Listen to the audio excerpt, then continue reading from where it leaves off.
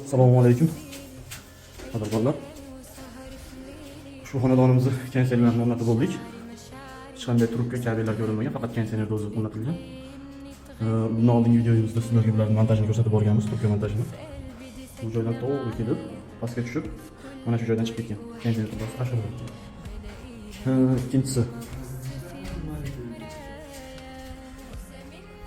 Shu xonada konditsionerimiz 12 talik shivaga invertorli konditsioner.